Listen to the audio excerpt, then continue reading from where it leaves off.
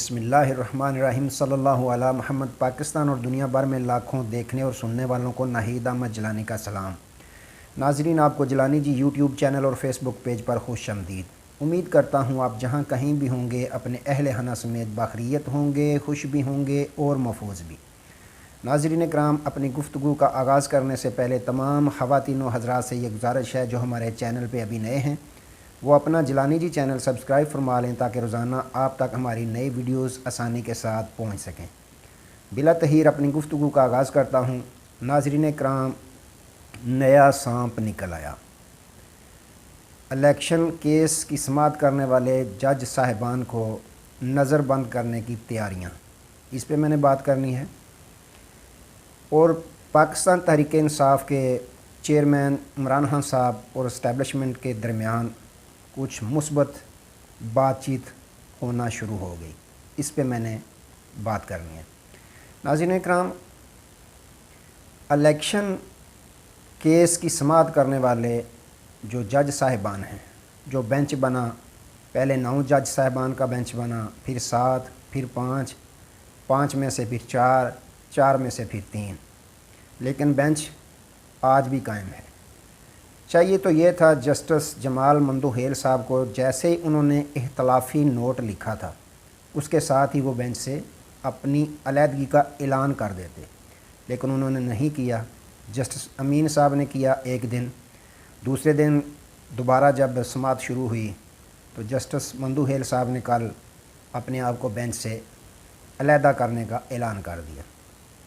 तो नाज़रीन कराम, चीफ़ जस्टिस ऑफ पाकिस्तान तो डटे हुए हैं। उनको हर तरह के बाहर से इम्पोर्टेड हुकूमत की तरफ से ये पैगामात भी भेजे गए कि आप इस केस का फ़ैसला ना करें, इस केस को ख़त्म कर दें। जिस तरह जस्टिस काजी फ़ाइज़ ईसा साहब और दूसरे जज साहिबान ने फ़ैसला दिया है कि वो जो अज़ खुद नोटिस के तमाम केसेस हैं उनको ख़त्म किया जाता है, तो आप इस केस को ख़त्म कर दें या फिर आप इस्तीफ़ा दे दें। लेकिन वो डट गए हैं। नाज़रीन इकराम, ये कौन होते हैं जो चीफ़ जस्टिस ऑफ पाकिस्तान को पैगाम भेजें, धमकियां लगाएं कि आप इस्तीफ़ा दें या केस का फ़ैसला ना करें? इसका मतलब तो ये हुआ जिस किसी के ख़िलाफ़ एक दफ़ा कोई जज साहब फ़ैसला दे दें तो उन जज साहब को घर भेज देना चाहिए। कैसा कानून है ये? लेकिन चीफ़ जस्टिस ऑफ पाकिस्तान डटे हुए हैं। उन्होंने ये वाज़िया फरमा दिया है कि फ़ैसला होगा सोमवार तक। मैं टाइम देता हूँ तमाम सियासी जमातों को कि वो मिल बैठ कर कोई फ़ैसला, कोई दरमियाना रास्ता निकाल लें, फिर हम कोई दरमियाना रास्ता दे सकते हैं। नहीं तो हमने वही काम करना है जो किताब में मौजूद है, यानी जो आईने पाकिस्तान में मौजूद है हमने वही फ़ैसला करना है। पाकिस्तान के आइन से हटकर हमने कोई भी फ़ैसला नहीं करना।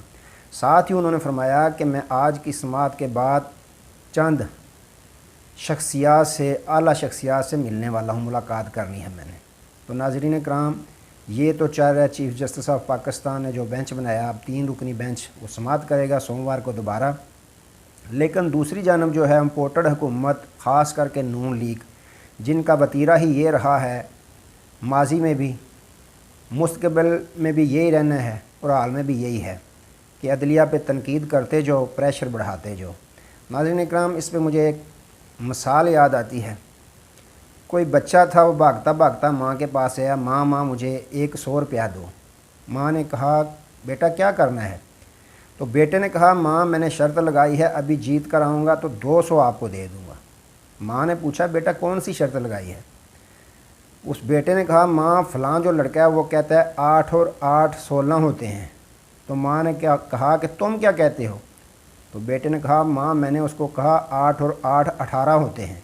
तो माँ ने कहा कि तुम 200 मुझे कैसे दोगे? तुम तो ये 100 रुपया भी हार जाओगे, वो ठीक कह रहा है 8 और 8 16 होते हैं। तो बेटे ने हैरानगी से कहा माँ 8 और 8 वाकई 16 होते हैं? तो माँ ने कहा हाँ। उसने कहा माँ आप 100 रुपया तो मुझे दें, मैं मानूंगा तो हारूंगा ना। जब मैंने मानना ही नहीं कि 8 और 8 16 होते हैं तो फिर मैं हारूंगा कैसे? जब मैंने मानना ही नहीं, मैं मानूंगा ही नहीं, तो फिर मैं कैसे 100 रुपया हारूंगा?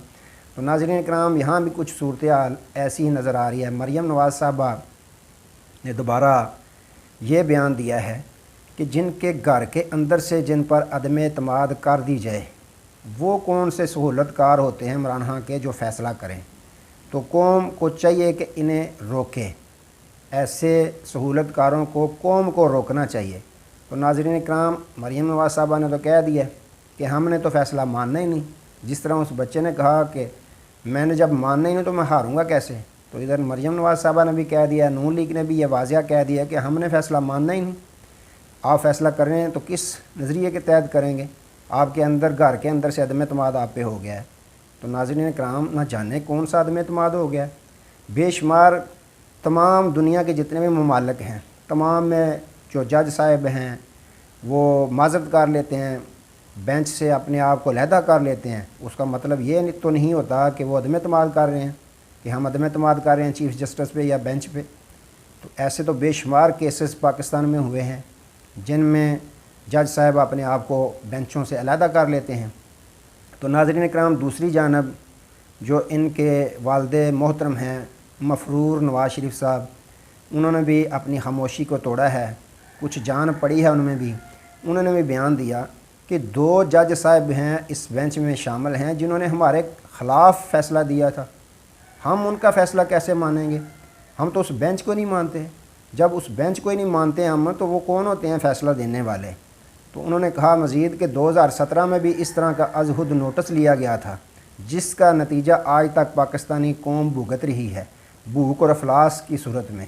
یعنی بھوک ہے، ان کا کہنا یہ ہے کہ 2017 میں جو از حد نوٹس لیا تھا سپریم کورٹ کے چیف جسٹس صاحب نے اس وقت کے، تو وہ انہوں نے ملک کی تباہی کا باعث بنایا ہے۔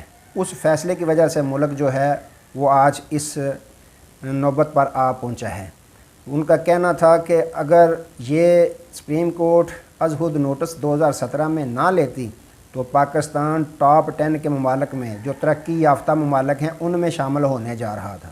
ناظرین اکرام، لگتا یوں ہے کہ ان کی زبان پھسل چکی ہے۔ کہنا انہوں نے یہ تھا کہ جو کرپشن میں ٹاپ 10 کے ممالک ہیں ان میں پاکستان شامل ہونے جا رہا تھا، لیکن کیا انہوں نے یہ دیا ہے کہ ترقی یافتہ ممالک میں ٹاپ 10 جو ممالک ہیں ان میں شامل ہونے جا رہا تھا۔ یعنی شارٹ کٹ یہ کہ انہوں نے کہا کہ یہ عدالتی فیصلے کی وجہ سے پاکستان کے آج کے حالات جو ہیں وہ بنے ہیں۔ تو یہ وہ بھول گئے ہیں کہ عدالتی فیصلے کی وجہ سے ہی آپ کا بھائی جو ہے وہ جس پہ فرد جرم عائد ہونی تھی وہ آج ملک پاکستان کا بدقسمتی کے ساتھ وزیر اعظم بنا بیٹھا ہے۔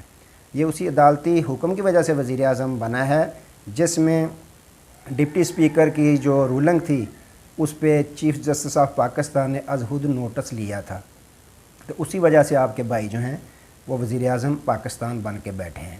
تو ناظرین اکرام، دوسری جانب بڑی اہم جو بات ہے وہ معاون خصوصی ہیں جو سابق اٹارنی جنرل عرفان قادر صاحب، انہوں نے صحافیوں سے بات کرتے ہوئے یہ بات کہہ دی کہ جب قاضی فائز عیسیٰ صاحب نے بینچ نے ایک فیصلہ دے دیا ہے کہ از حد نوٹس کے کیس تمام جو ہیں وہ ختم کر دیے جاتے ہیں، تو اس کے بعد ان کا یہ اختیار ہے کہ وہ اس پہ عمل درآمد کروا سکتے ہیں۔ تو ناظرین اکرام، عمل درآمد وہ کس طرح کروا سکتے ہیں؟ انہوں نے کہا کہ وہ گورنمنٹ کو کہہ سکتے ہیں کہ اس پہ عمل درآمد کروائیں، وہ سیکیورٹی سے بھی کروانا چاہیں تو کروا سکتے ہیں۔ مطلب یہ کہ وہ اگر اس پہ عمل درآمد کروانا چاہیں تو جج صاحبان جو اس بینچ کا حصہ ہیں ان کو نظر بند کر سکتے ہیں، ان کو گورنمنٹ کے ذریعے سے وہ نظر بند کروا سکتے ہیں، ان کو عدالتوں میں پیش نہیں ہونے دیں گے، ایسا بھی یہ کر سکتے ہیں کہ ان کو عدالتوں میں پیش نہ ہونے دیا جائے۔ تو ناظرین اکرام، یہ بہت خطرناک قدم اٹھانے والی ہے یہ حکومت، یہ ہر صورت میں آئین توڑنے پہ تلے ہوئے ہیں۔ دوسری جانب ناظرین اکرام، جو بڑی اہم پیش رفت ہوئی ہے اسٹیبلشمنٹ کے درمیان اور عمران خان صاحب کے درمیان، اس کی واضح ثبوت جو ہیں وہ ملتے ہوئے نظر آ رہے ہیں کہ جو 48 قیدی تھے پاکستان تحریک انصاف کے، کل ان کو رہائی مل چکی ہے۔